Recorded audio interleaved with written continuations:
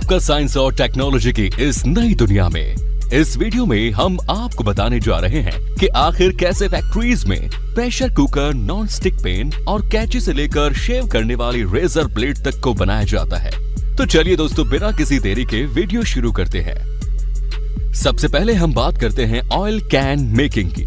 Oil can बनाने के लिए सबसे पहले एक स्टील की शीट को एक कटिंग मशीन के जरिए 3 हिस्सों में काट लिया जाता है। फिर इस काटी गई शीट को एक रोलर मशीन में से गुजारा जाता है, जिसके बाद ये शीट राउंड शेप में आ जाती है।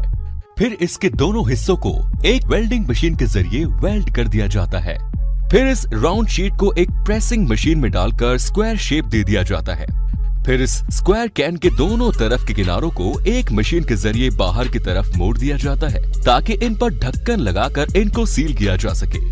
फिर एक स्टील की शीट को इन स्क्वायर कैन के ऊपर रखकर एक मशीन के जरिए इन्हें वेल्ड कर दिया जाता है, और फिर इसी तरह से इस कैन के ऊपर वाले हिस्से को भी इससे वेल्ड कर दिया जाता है, जिसके बाद ये ऑयल कैन पूरी तरह से बनकर तैयार हो जाते हैं। Next is scissor making process. कैंची बनाने के लिए सबसे पहले इसके हैंडल्स को बनाया जाता है। इन हैंडल्स को ब्रास मेटल से कास्टिंग करके बनाया जाता है। इसके लिए सबसे पहले एक मोल्ड में मिट्टी भरकर इन हैंडल्स का शेप मिट्टी पर ले लिया जाता है। फिर इसकी तरह एक दूसरे मोल्ड में इन हैंडल्स को उल्टा रखकर दूसरी तरफ से भी इनका शेप मिट्टी पर ले लिया जाता है। फिर इन दोनों मोल्ड को आपस में मिलाकर एक बक्सा तैयार कर लिया जाता है। फिर इन बक्सों में पिघले हुए ब्रास मेटल को डाला जाता है। इन सभी बक्सों को ब्रास मेटल से भरने के बाद इन्हें कुछ देर ठंडा होने के लिए छोड़ दिया जाता है। फिर इन सभी बक्सों को खोलकर इनमें से मिट्टी को हटाया जाता है और हैंडल्स को मिट्टी से अलग कर लिया जाता है। इसके बाद इन हैंडल्स को पहले से बनी बनाई कार्बन स्टील की ब्लेड्स से अटैच करना होता है। इसके लिए इनको आपस में मिलाकर इनमें ड्रिल मशीन की मदद से छेद किया जाता है, और फिर इनमें कीले डालकर इन्हें हथौड़ी से ठोक दिया जाता है। फिर इन ब्लेड्स को हथौड़ी से पीट कर इनका बैंड निकाला जाता है और इन्हें परफेक्ट शेप दे दिया जाता है। फिर इन कैंची के दोनों हिस्सों को आपस में मिलाकर इनके बीच में भी ड्रिल मशीन की मदद से छेद किया जाता है। छेद करने के बाद इन सभी ब्लेड्स को एक हीटिंग प्रोसेस से गुजारा जाता है, ताकि इन ब्लेड्स की स्ट्रेंथ को बढ़ाया जा सके। इसके बाद इन सभी ब्लेड्स की ग्राइंडिंग मशीन के ऊपर धार लगाई जाती है। ब्लेड्स की अच्छे से धार लगाने के बाद इनके हैंडल को भी एक मशीन के जरिए फिनिशिंग दी जाती है, और फिर फाइनली ब्लेड के दोनों हिस्सों को मिलाकर इनके बीच नट बोल्ट लगा दिया जाता है, जिसके बाद ये कैंची पूरी तरह से बनकर तैयार हो जाती है। Next is pressure cooker making. Pressure cooker बनाने के लिए सबसे पहले एल्यूमीनियम की राउंड शीट ली जाती है। फिर इस राउंड शीट को एक हाइड्रोलिक प्रेस के नीचे रखा जाता है, जिसके बाद ये मशीन इस शीट को दबाकर कुकर के बर्तन का शेप दे देती है। इसके बाद इस बर्तन को फास्ट रोटेटिंग मशीन में फिक्स किया जाता है। यहाँ इस बर्तन को घिसकर उसकी फिनिशिंग की जाती है, और एक टूल की मदद से इसका एक्स्ट्रा एल्यूमीनियम भी हटाया जाता है, और ठीक इसी तरह इस बर्तन को इस मशीन पर उल्टा लगाकर भी इसकी फिनिशिंग की जाती है। फिर एक कटिंग प्रेस मशीन की मदद से इस बर्तन के किनारों को एक स्पेशल डिजाइन में काट दिया जाता है, जिससे कि इस पर ढक्कन को फिक्स किया जा सके। फिर इस बर्तन को एक ड्रिल मशीन पर रखकर इस पर हैंडल लगाने के लिए छेद कर दिए जाते हैं। फिर इन बर्तनों को उबलते हुए एक स्पेशल केमिकल के लिक्विड में डाला जाता है, जिससे कि एल्यूमीनियम मेटल की स्ट्रेंथ बढ़ती है।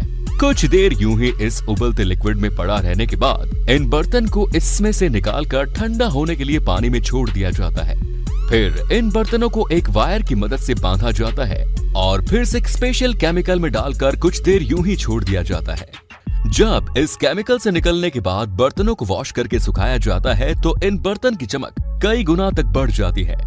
इसके बाद काम शुरू होता है इन कुकर के ढक्कन बनाने का।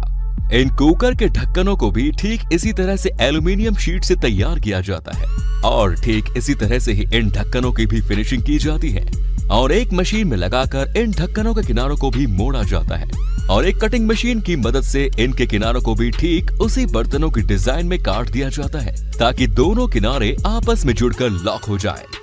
फिर इन ढक्कनों में सीटी और सेफ्टी वाल्व लगा दिए जाते हैं, और फिर एक मशीन के जरिए इनके हैंडल्स लगा दिए जाते हैं, और हैंडल लगाने के बाद फाइनली इनके ढक्कन में रबर की रिंग लगा के इन्हें बंद करके चेक किया जाता है, और चेक करने के बाद इन कुकर को डिब्बों में पैक करके मार्केट में भेज दिया जाता है।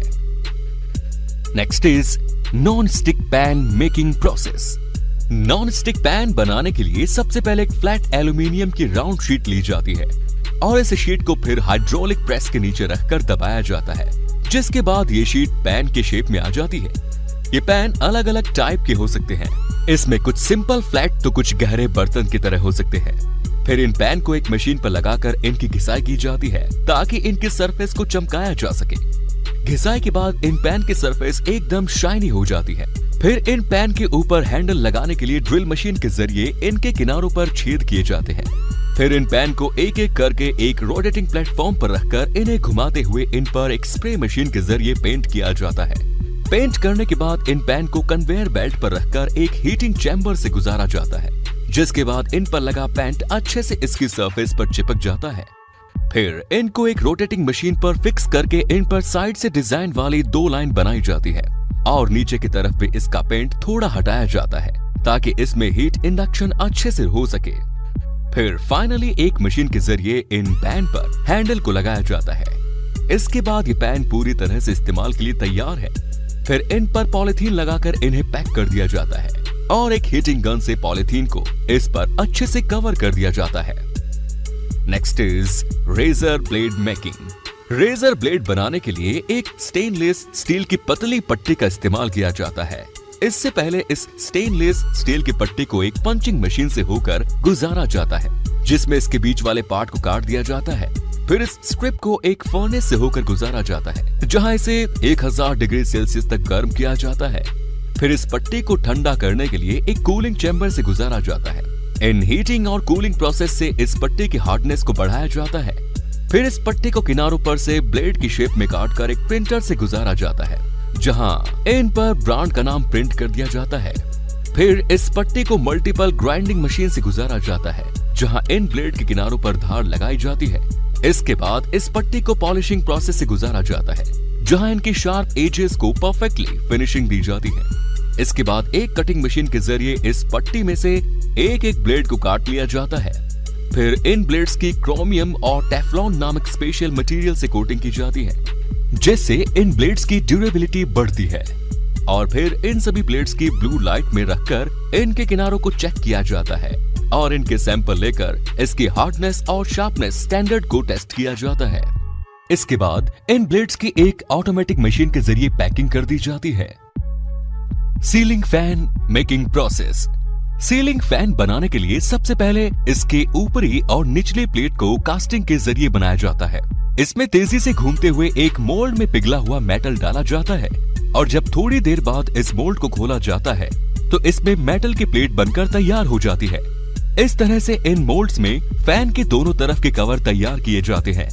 फिर कास्ट की हुई इन प्लेट्स को एक रोटेटिंग मशीन में फिक्स करके इनकी फिनिशिंग की जाती है और इनका एक्स्ट्रा मेटल भी हटा दिया जाता है।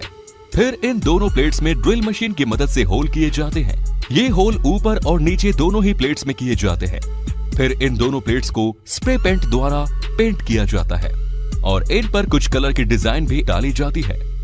फिर इसके बाद मेन काम शुरू होता है इस फैन की मोटर को बनाने का। इसमें सबसे पहले कोयल को बनाया जाता है और कोयल को अच्छी तरह से फिक्स करने के बाद इसमें बाइंडिंग की जाती है। बाइंडिंग के लिए इसे एक ऑटोमेटिक मशीन पर फिक्स किया जाता है, जिसके बाद ये मशीन इस पर कॉपर वायर को काफी तेजी से लपेट देती है। मोटर की बाइंडिंग हो जाने के बाद बारी आती है कनेक्शन करने की। इसमें वाइंडिंग वाले वायर्स को पीवीसी वायर से कनेक्ट किया जाता है और इन वायर को ऊपर से निकाल दिया जाता है। इसके बाद ही मोटर पूरी तरह से तैयार हो जाती है।